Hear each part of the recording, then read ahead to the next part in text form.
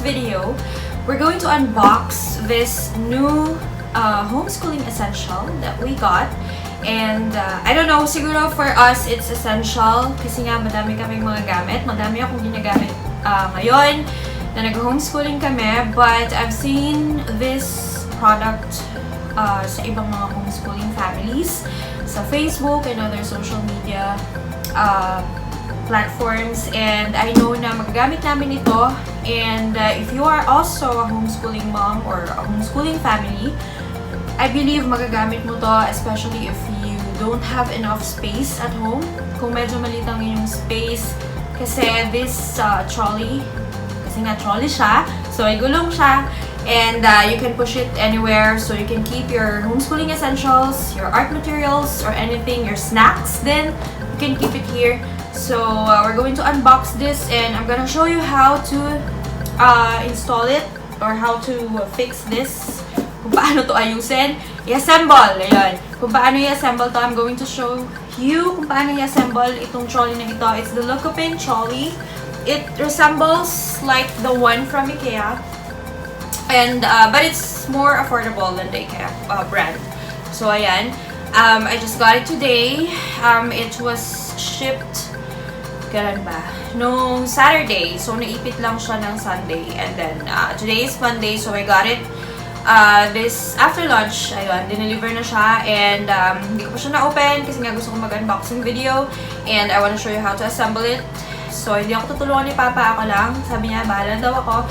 And, tulog naman din siya ngayon. So, yeah, i-open muna natin siya. And, I'm gonna show you kung paano siya i-assemble.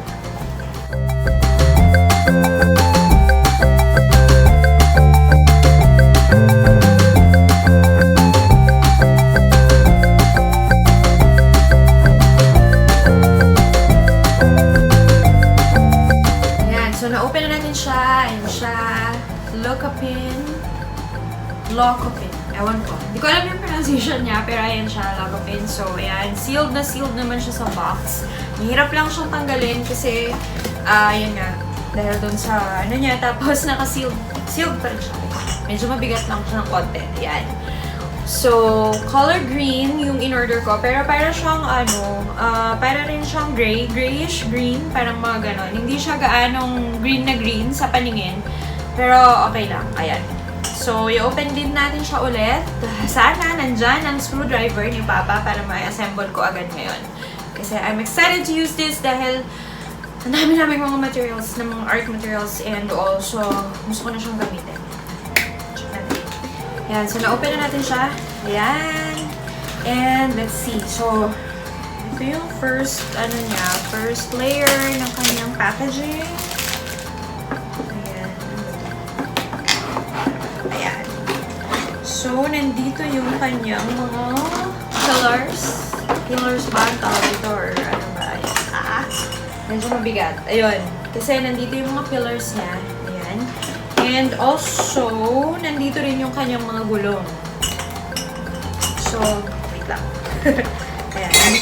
Nandito yung mga gulong niya. Ayan. So, 4 yung wheels nito. Medyo mabigat kasi bakal. Bakal yung kanyang mga stand, yung mga pillars niya and all. Okay. Iba muna natin. Tapos, ito yung mga handlebars niya. Handlebars. Ayan sila. So, marami siya. If you've seen yung photos ng mga ganitong trolley, style ng trolley, so marami siyang handlebars. Ayan. And then, meron siyang ayan, assembly instructions.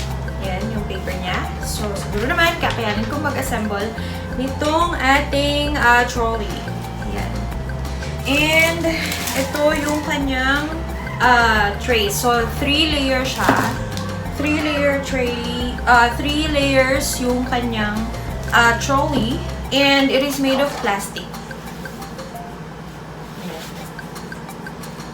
So, plastic siya. Hindi siya bakal. I've read na yung iba, mas gusto nila tong plastic kasi hindi siya kakalawangin. So, unlike yung mga bakal na trolley, yun, magkakalawang siya. Ito, ang delikado nga lang dito. Pero, I think, okay naman kasi makapal siya eh. makapal yung plastic niya, so hindi siya agad mag-tear. And siguro depende rin naman. Meron naman kasing mga weight description. So, ayan. Hindi naman natin lalagyan ng sobrang bigat to. For sure. Ayan. So, assemble na natin. Ayun, may kasama pala siyang screwdriver. Sorry, hindi ko na open. Hindi ko kasi siya in-open kanina. So, tingnan natin. Ayun. So, it's nice kasi may kasama screwdriver. Hindi na ako maghahalongkat ng screwdriver ni Papa. Ayan. So, ayan yung 4 na wheels niya. And then, nandito yung mga screw. Kasi ito, may screwdriver tayo. Para ma-assemble na natin ngayon. Ayan. Perfect. Akala ko wala siyang screwdriver na kasama. Buti na lang meron. So, magpapaka-handy mama muna ako ngayon. And we will be back. Pero papakita ko sa inyo, ita-timelapse na lang natin itong video ng pag-assemble. Dahil baka pawisan ako sa tagal. Okay? So, let's assemble it.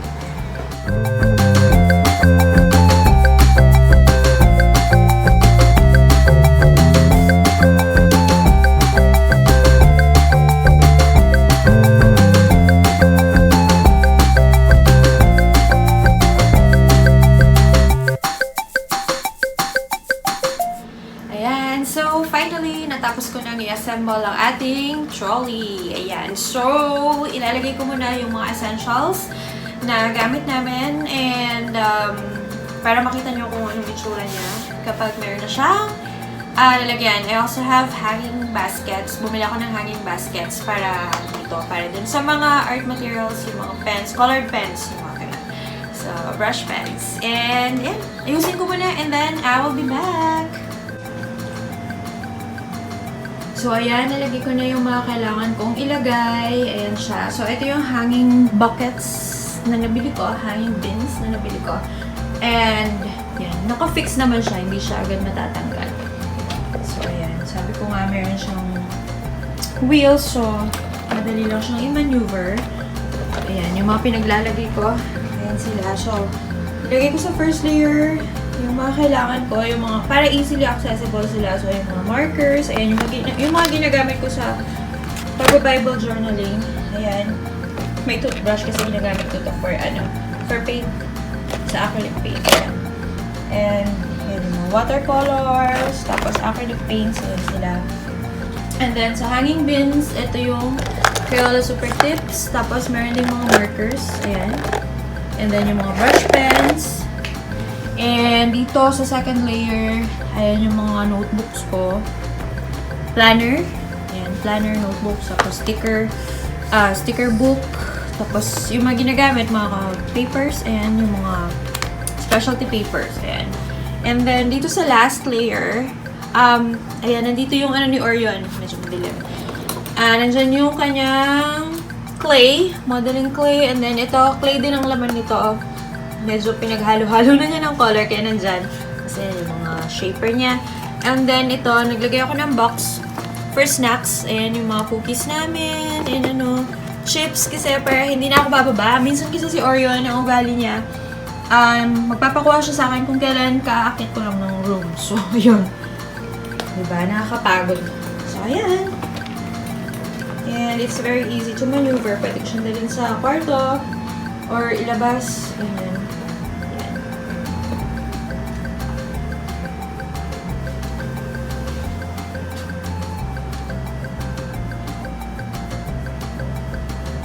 Thank you so much for watching our video, and I hope if you haven't subscribed yet, please subscribe on our channel, and see you on our next video. Bye!